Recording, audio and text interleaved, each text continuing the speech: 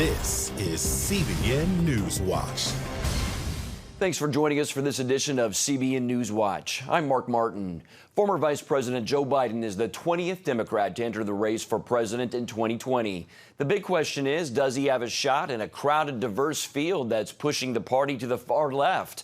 Biden was right at home leaving a pizza joint in Delaware Thursday, but was not prepared to answer reporters' questions about where he stands on a slew of liberal issues like Medicare for all, the Green New Deal, and socialism in America. In fact, his message sounded a lot like President Trump's slogan, "Make America Great Again."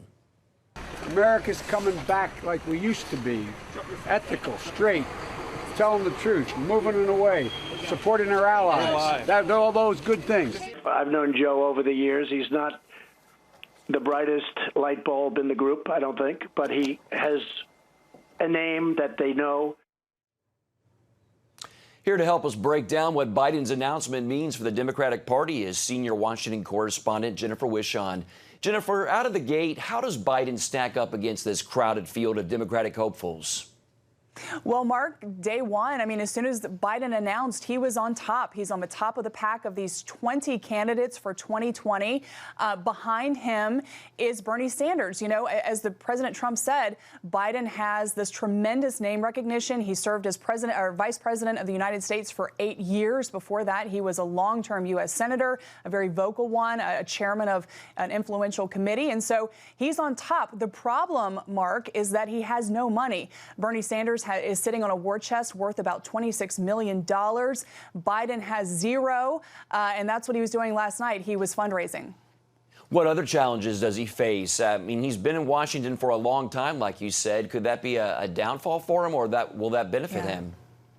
Absolutely, Mark. He has 45 years worth of votes, statements, and gaffes. So you look at, like, in the 1970s, Biden was opposed to school busing, to improve racial balances in schools. In the 90s, he was part of that tough on crime crowd, which is not popular right now. And don't forget, Mark, he was the chairman of the Senate Judiciary Committee during those controversial Anita Hill hearings.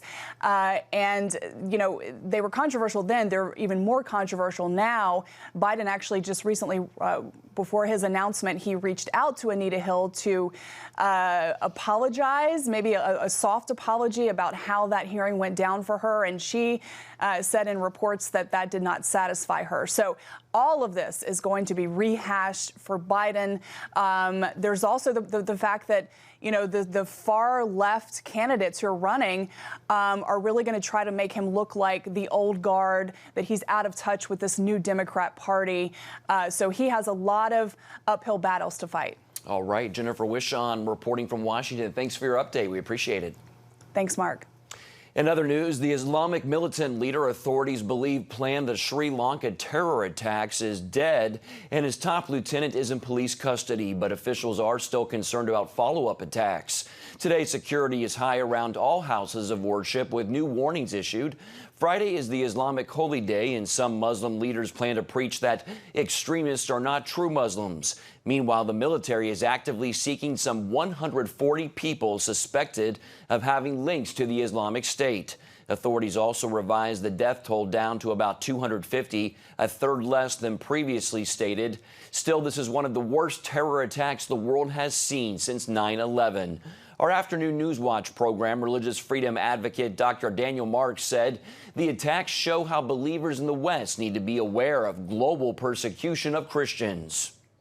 I think Christians who, of course, are extremely charitable and extremely caring to people worldwide, could maybe even so take a lesson in this and make sure that on the top of their minds at all times is the persecuted church around the world, which will help them appreciate what we have here.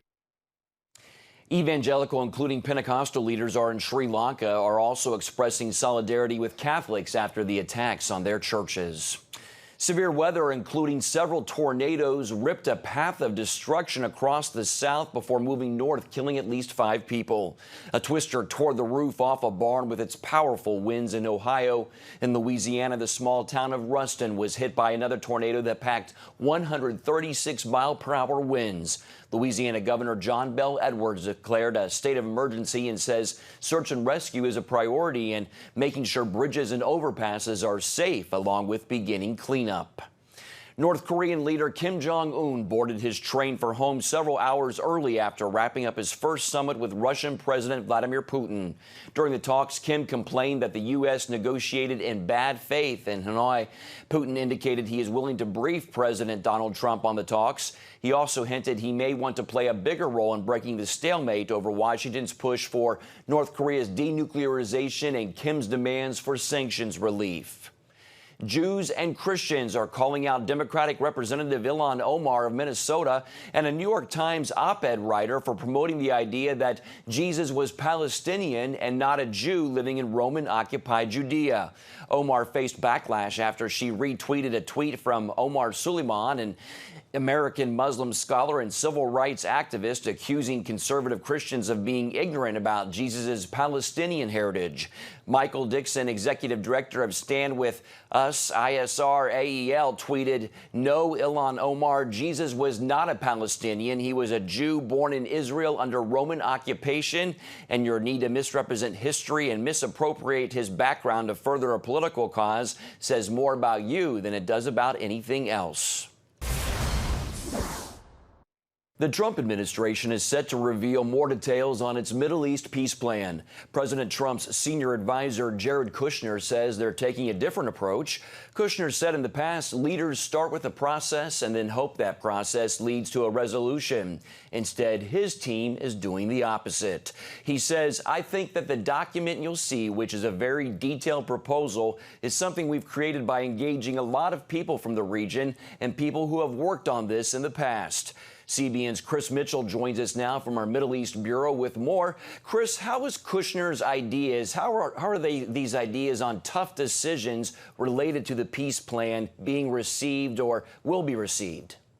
Well, I think it's going to be a hard sell either way for both the Palestinian side and the Israeli side. It was interesting to listen to him as he was at that Time 100 forum, and they're certainly thinking out of the box. In fact, that was the headline in today's Jerusalem Post with another interview with U.S. Ambassador David Friedman. And certainly it seems that way. They're going to take an economic, robust plan for the whole region, and I think they're trying to make the plight of the Palestinians much better. Having said that, PA President Mahmoud Abbas has already rejected it out of hand. Other Palestinian officials have said that. On the Israeli side, it's going to be interesting because Israeli Prime Minister Benjamin Netanyahu is forming a coalition government right now.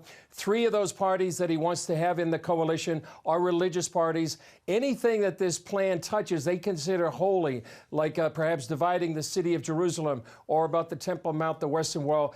They may reject that out of hand. So it's going to be a big challenge. It's an uphill challenge for the Kushner team, but we'll see what happens when it's unveiled, hopefully sometime early June.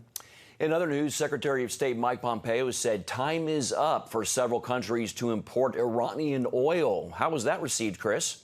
Well, good and bad, I think, and that also reflects, I think, and that's something Jared Kushner said in his interview, you know, one of the main foreign policy goals of the Trump administration is to push back against Iran's trying to have a hegemony here in the Middle East. It was received positively by Israeli Prime Minister Benjamin Netanyahu, but predictably you could say that Hezbollah, which is a Shiite ally of Iran, condemned it. Turkey criticized it, but what it does is really just continues that economic pressure on the Islamic Republic of Iran, trying to push back against their terrorist activities throughout the region and around the world. This is the week of Passover there in Israel, and also we just celebrated Easter. Give us a sense of what it's like to be there during this Holy Week. Well, Mark, this year was kind of unique because Easter and Passover fell on the same time. Good Friday and the first day of Passover were last Friday. We were down at the Garden Tomb on Sunday. We had a sunrise service that we live streamed on CBN News. People can still watch that. But it's a very busy place here in Passover. You see Jewish families walking around here. Jerusalem's a very crowded place right now. And one of the things that people are eating here is my prop, matzah.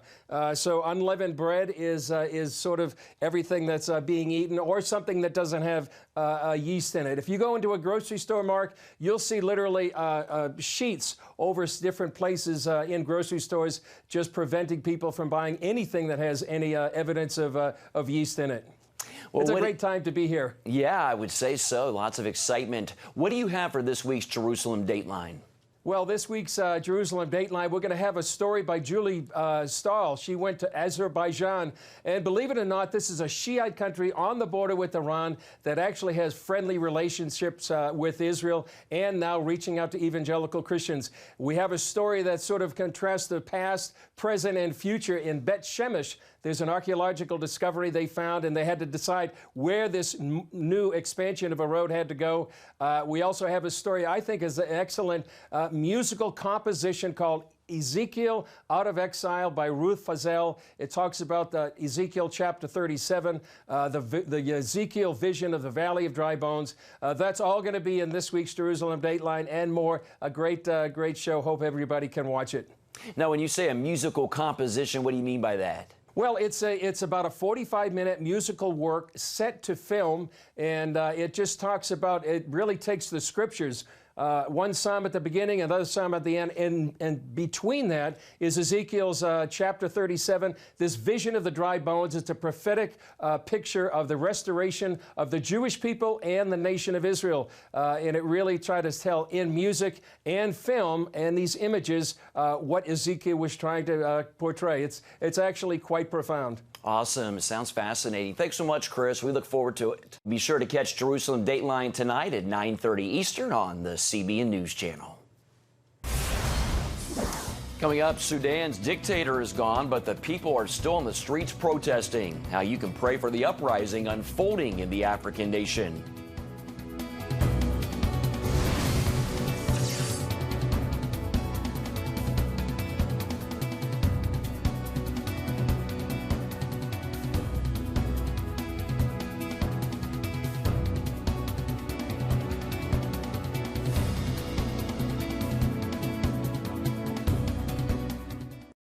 As the world watches from the outside, It's a big diplomatic tug of war here in the Middle East. go inside the story with Jerusalem Dateline. Israeli archaeologists are talking about a discovery that could change the thinking about the Temple Mount. Join CBN Jerusalem Bureau Chief Chris Mitchell and get the biblical perspective on the events shaping the world. What starts in Israel then ends up going to other places. Watch Jerusalem Dateline Friday night at 9:30 on the CBN News Channel.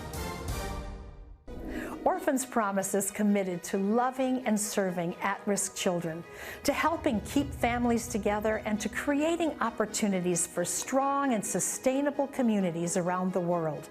We're working in over 60 countries around the world, and with your help, we can do even more.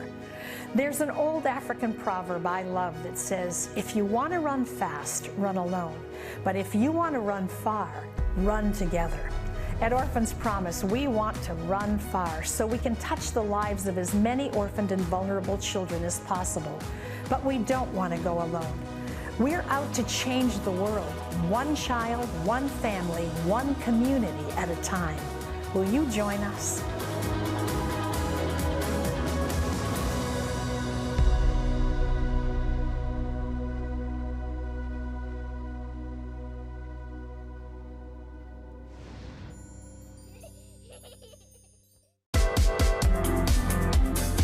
Meet the pastors who are preaching the gospel in a fresh, fearless way.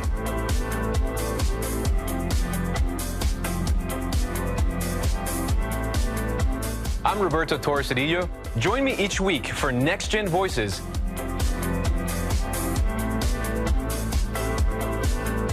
And watch God transform a generation.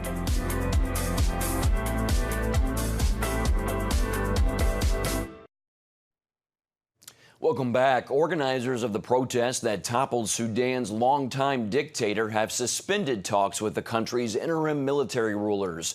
In today's episode of World Beat, George Thomas speaks with an American missionary who spent years in the war-torn nation.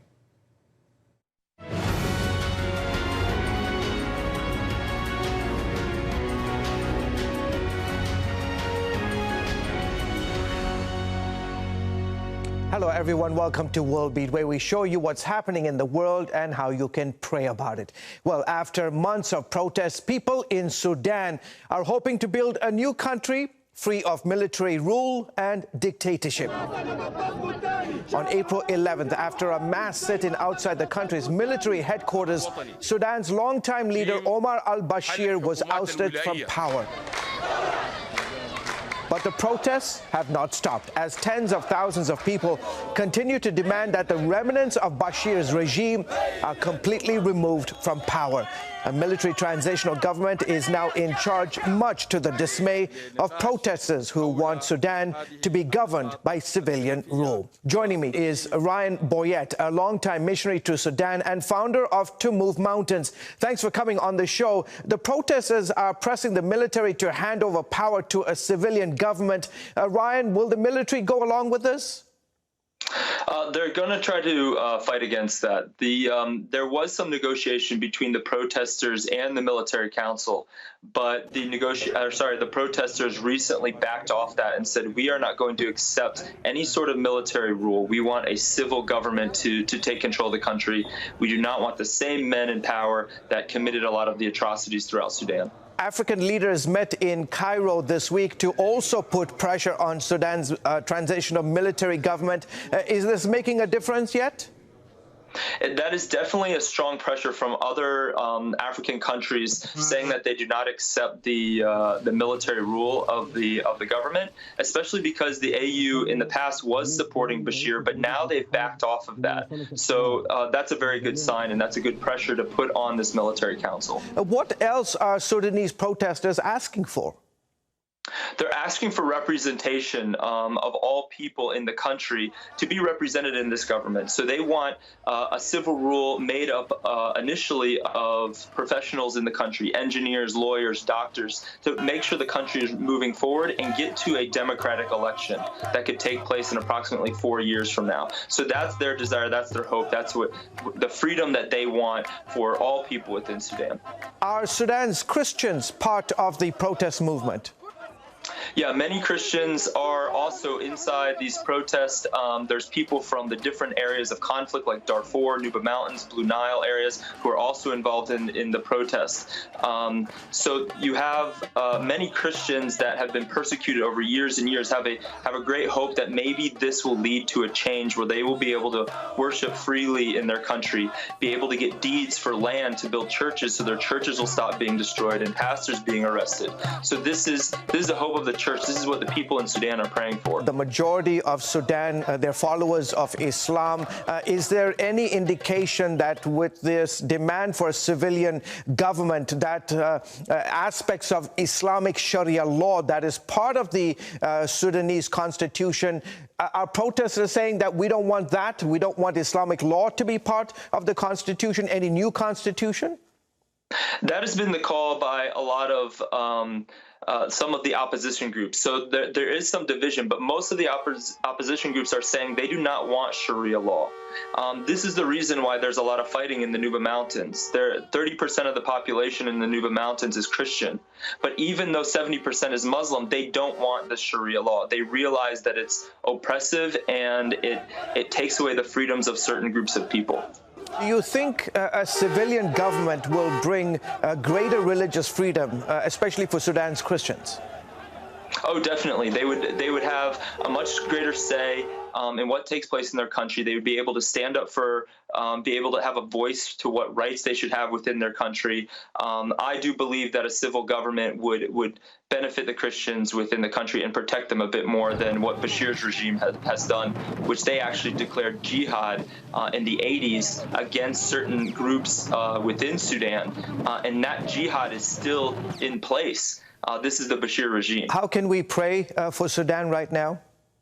We need to pray that the military council comes down off their high horse and allows the civil government to take place, that the protesters get what they're asking for, that good leaders, honest leaders will take part in this new government and lead to a democratic change. And at the same time, we need to pray for the churches that they will have a say in this government, to ask for their rights to pray in freedom and worship. And we also need to pray that There's great prophecies in Isaiah about the land of Cush, and this is the land of Cush.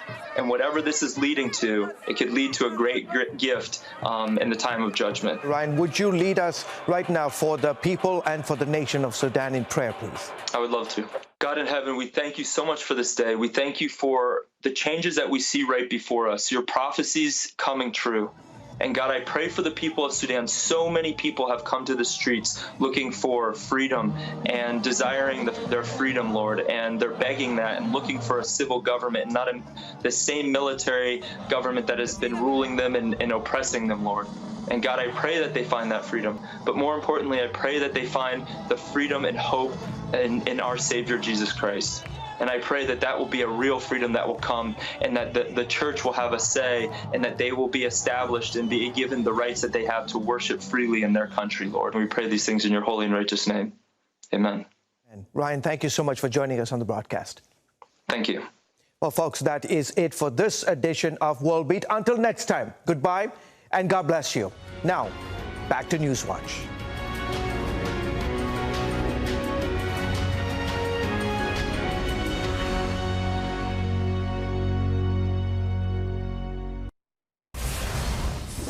Thank you, George. Still ahead, we'll have a family-friendly review of the superhero movie that's expected to set a box office record this weekend for the biggest opening ever, Avengers Endgame.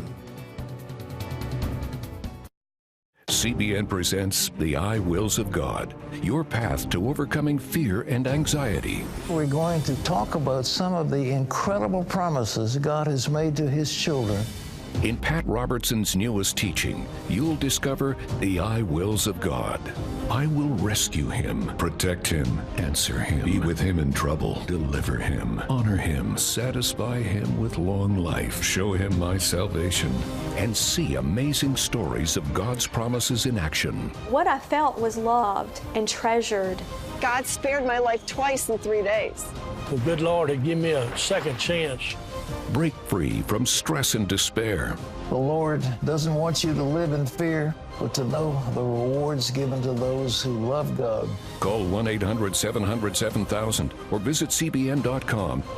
The I Wills of God, your path to overcoming fear and anxiety. Remember for a moment what it was like to be a child.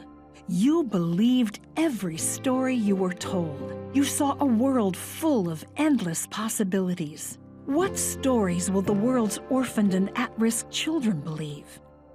We believe the Bible tells the only story truly worth believing. We believe that every child should have the opportunity to dream, the chance to take challenges and turn them into possibilities, the chance to stand on the promises of God, to recognize their place in the greatest story ever told. They have their whole lives ahead of them. Theirs is a world of endless possibilities. They are looking for a story to believe. We will tell them that story. Will you join us?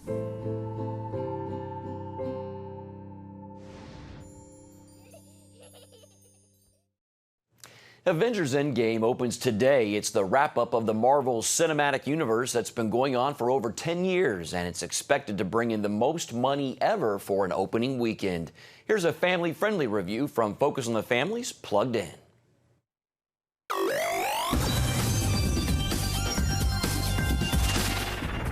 If we do this, we'd be going in short-handed. Yeah, you mean because he killed all our friends? Avengers Endgame picks up where the previous film, Infinity War, left off. A mad titan named Thanos has wiped out half of all living things. We lost friends. We lost family. We lost a part of ourselves. There's just a handful of mighty heroes left, wondering how they might set things right. It's not about how much we lost. It's about how much we have left. But even when the incredibly powerful Captain Marvel joins the ranks of Iron Man, Captain America, Black Widow, the Hulk, and Thor, things seem pretty hopeless. We're in the end game now. The Avengers might well be able to overwhelm the villainous Thanos, but is there any way to change the terrible and deadly atrocity that's already taken place? But the humbled heroes remind themselves that even if there's just the smallest chance to undo what's been done, they owe it to every fallen victim to try. This is a well-crafted, satisfying final chapter in an interconnected series of stories that Marvel Studios has been weaving together since 2008 and across 22 movies. It's a huge superhero epic that packs a powerful message of heroism and self-sacrifice. Whatever it takes. This is gonna work, Steve. But the heroics here come with foul language and violent consequences that could also emotionally batter the younger fans in your family. So I'll give Avengers Endgame a 3 out of 5 for family friendliness. For more on this or anything else at your local theater, visit us at pluggedin.com. Plugging you into the movies, I'm Cheryl Wilhelmy for Focus on the Family's Plugged In Movie Review. Coming up, a big award abroad for the work of CBN and its partners. As the world watches from the outside, it's a big diplomatic tug of war here in the Middle East. Go inside the story with Jerusalem Dateline. Israeli archaeologists are talking about a discovery that could change the thinking about the Temple Mount. Join CBN Jerusalem Bureau Chief Chris Mitchell and get the biblical perspective on the events shaping the world. It's what starts in Israel, then ends up going to other places. Watch Jerusalem Dateline, Friday night at 9:30 on the CBN News Channel. Orphans Promise is committed to loving and serving at-risk children, to helping keep families together, and to creating opportunities for strong and sustainable communities around the world. We're working in over 60 countries around the world, and with your help, we can do even more. There's an old African proverb I love that says, if you want to run fast, run alone. But if you want to run far, run together. At Orphans Promise, we want to run far so we can touch the lives of as many orphaned and vulnerable children as possible. But we don't want to go alone.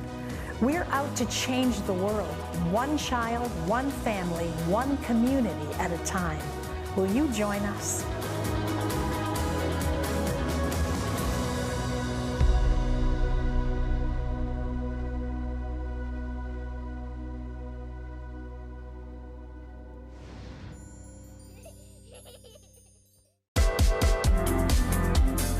Meet the pastors who are preaching the gospel in a fresh, fearless way.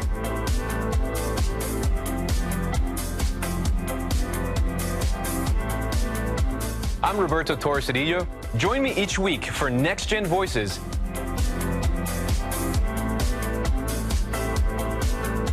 and watch God transform a generation.